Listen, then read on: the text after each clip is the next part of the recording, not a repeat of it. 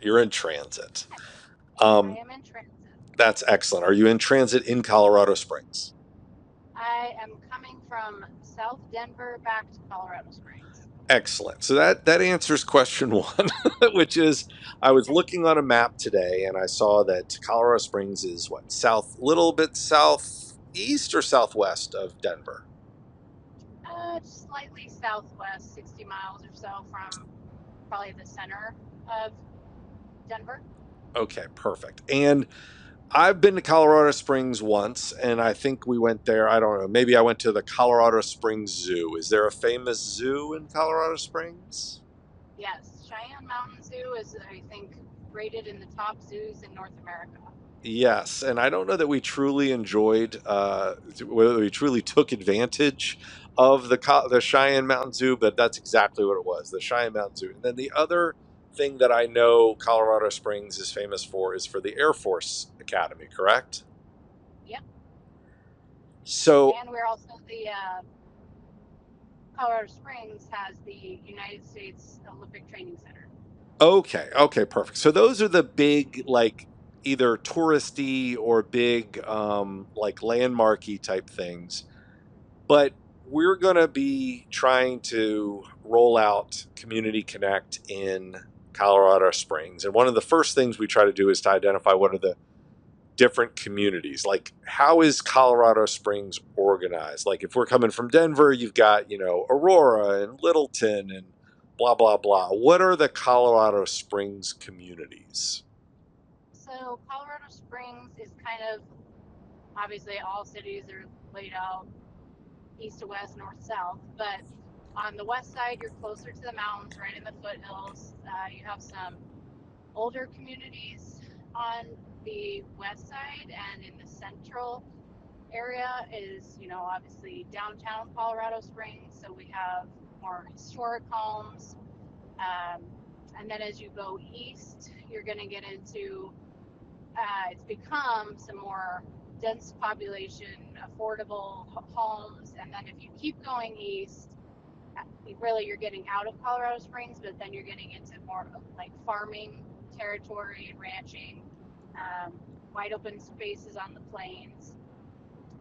As you go north, which is the Air Force Academy, is, I would say, kind of the north end of Colorado Springs.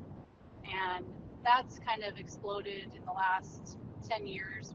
It's kind of lovingly referred to as Northgate, or not lovingly, but it is kind of the North Gate of the Air Force Academy. So things in that area are just called Northgate. Okay. Uh, and those are, we have a great school district, nice homes, lots of places to eat and hang out. As you move north of northern end of Colorado Springs, you get to Monument, which happens to be where I am located, and that's a smaller, older town, and it kind of runs the gamut between luxury properties, and then on the west side you have some historic homes again in Palmer Lake, and then east you're getting back into some bigger properties on some acreage, and a little more ranchy feel out there. And so, give me the sort of the big five or six communities again that are in Colorado Springs. Is Northgate one of them? Is that a community name? Yep. I would say you could say Northgate. Briargate is it's a little older. Probably most of them popped up in the 80s. Rockrimmon is one of those West Side communities. You have to say probably downtown, or you could call it Old North End, which is where a lot of the bigger historic homes are. Um, let's see, what did I say? Rockrimmon, Northgate, Briargate. Um, where are we? East is Stetson Hills. That would be a good one to name, I think, because that's kind of on the east side near Powers, which Hmm. is a big north-south corridor, and and then Broadmoor. You got to name Broadmoor in there. That's the southwest end of town with the historic Broadmoor Hotel. 5-star, 5-diamond hotel, one of the few in the United States, and a top tier golf course, tennis facilities, and really like big luxurious homes. Most of them are historic, but a lot of them are now getting flipped and updated. So that's about 5 or 6 communities that, Perfect. yeah. Perfect. And so, what are the areas like? What are the like the shopping or the nightlife or the downtowny? Not necessarily downtown, but you know what I mean. Like, what are the like hot pockets for either shopping or going out or that type of thing? Yeah, downtown Colorado Springs is the place where you'll find clubs, good places to eat. There's some shopping, and then we have the shops at Briargate or I guess it's the Promenade Shops at Briargate. Is good shopping, like a little outdoor strip mall, but upper end. And then we got at Interquest. There's a lot of new places to eat. I say new as in probably the last 5-10 years. That's really kind of exploded. Um, and there's Top Golf at Northgate. Uh, we're getting a new little mini golf up kind of between Monument and Northgate. So I would say between downtown and Interquest, that's where you find most of the nightlife. Yeah. And then the Polaris Hotel, that's right outside the gates of the Air Force Academy, has, I think, might have up to 5 restaurants and bars in it, Hmm. and views of the mountains. And that's it's becoming more popular to kind of pop in there and get a drink or a nice meal. Are there like funky shopping or that types of like uh not sort of malls or anything like that, but are there like cool walking shop like not vintage stuff, but just like I don't know, quirky? Is there anything Yeah, I quirky? would say for quirky, you'd want Manitou Springs. You could also name that as another living area that's southwest. So they have a lot of, like, there's a penny arcade down there, older, like, quirky shops. And then Old Colorado City, which is on the west side, also has, it's kind of more touristy, but they have some cool shops to pop in that people, especially when you're coming from out of town, people like to go shop down there. Gotcha. So I had this idea, Chris. This is the first time I've shared this, and it's you know how you have like the things that you have to see, right? Like, oh, if you come to Colorado Springs, you have to go here, you have to go here, you have to go here. I was Yep. thinking it would be fun to make up a list of those things and put them on the map, but then invite some of our businesses to take a picture, like a selfie at that thing, and have that whoever's the first person to take the selfie of themselves at that place will be the definitive picture of it on the map, right? Like it'll just be Yeah. like a little bingo or scavenger hunt or whatever. So Yeah, that's fun. what would be like it sounds like the Broadmoor would be one. Um, Yep. what are like, okay, if you come into Colorado Springs, you definitely want to go here, and then maybe like here's the iconic picture, or here's it doesn't have to be like iconic, like Eiffel Tower iconic. It could just be the like this little shop, this vintage record store is the best place, or this mom and pop diner is the best place, or it's the Broadmoor. Like it can run the gamut. Okay. Well, obviously, anybody who comes to Colorado Springs has to see Garden of the Gods. You can get a picture. I'm Big sorry, you Cannibal. said that really quick. What is it?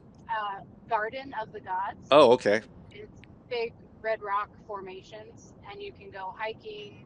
You can drive through.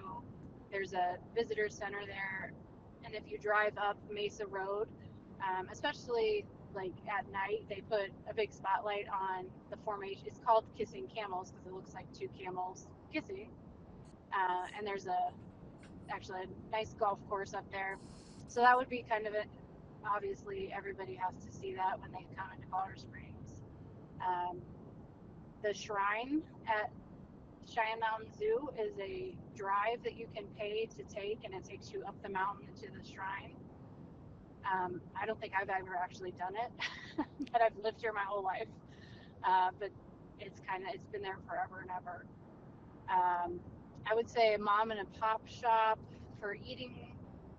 Our family loves Paninos on 8th Street.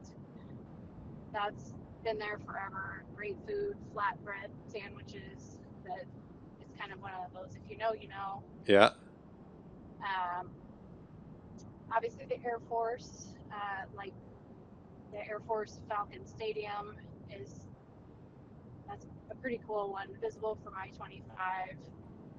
And when they graduate, it's one of my favorite days of the year in Colorado Springs because the Thunderbirds fly over for Mm-hmm. graduation. Mm-hmm. So people just kind of clog anywhere they can to see them because they fly so low, and it's the coolest thing ever.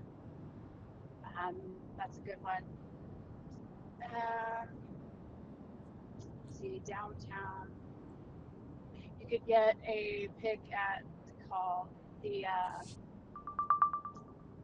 something with rabbit. The Rabbit Hole. It's a little restaurant bar that you actually have to go downstairs and like underneath the street to get to. So it's like kind of got a speakeasy feel. That's Mm-hmm. kind of a fun one. Mm-hmm. Uh, Those no, that's great. And are there any like probably are because you're in Colorado and mountains and nature and stuff. Are there what are like the your top favorite like parks or walking trails or whatever that like the kind of shady escape? We call it shady escape when you're in DC or Yeah, you're in the city. You're probably like you're all shady escapes, but like are there good yeah. parks or anything like that? Yes, I mean, not as many like developed parks because people kind of tend to go out and hit the trails. Yeah. The Manitou Incline is that's iconic. It's I think it's just about 3,000 steps vertical up Pikes Peak, and people kind of some people do it all the time. Other people do it as a like check it off the list. I made it and didn't die. Yeah. So that's one trail you can walk up it. It's really I can't remember the exact length. I know it's about 3,000 stairs, and it's like uh, the elevation gain is huge, and I don't want to misspeak, so I'm not gonna guess. Okay. But it's a it's a big feat to get up it, and then you can take Bar Trail, which is about 3 miles back down to the bottom, and that's all begins and ends in Manitou Springs. So that's one people like to do. They love to take selfies at the top of the incline. Like I did it, I made it. We have Santa Fe Trail that runs the pretty much the entire length of Colorado Springs, and I'm not even sure where the actual trail ends going north. Um, but that's one that if you want to take like a really long bike ride or you're a distance runner, that's the trail to take. There's some great trails out by the Broadmoor, including Seven Bridges. I think there's one section 16. Uh, there's also Seven Falls over there, which the Broadmoor now owns privately, but it used to be public. But that's a big trail with a bunch of obviously seven waterfalls. Um, and then there's a section 16 out east in Black Forest. Mm. That's another area you could list as a kind of a major neighborhood. Mm-hmm. It's out east. It's called Black Forest because from the sky it's really dense pine trees, so it just kind of looks black. Mm-hmm. But that's where you have acreage properties, horse properties, um, and it's a little slower pace out there. Gotcha. So there's section 16 out there to hike as well. Well, this is perfect. This is exactly what I feel like I'm so much smarter about Colorado Springs.